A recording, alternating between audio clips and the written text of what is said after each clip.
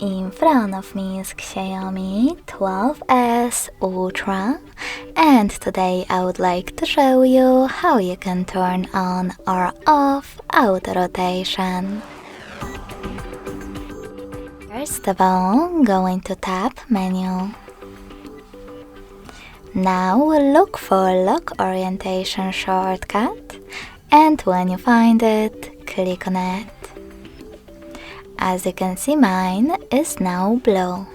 That means that auto rotation is disabled.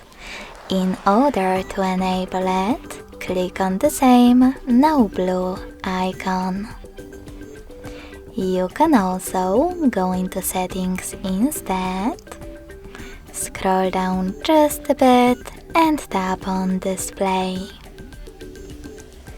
Then scroll all the way down and click on this switcher next to Auto Rotate screen to turn it off or on.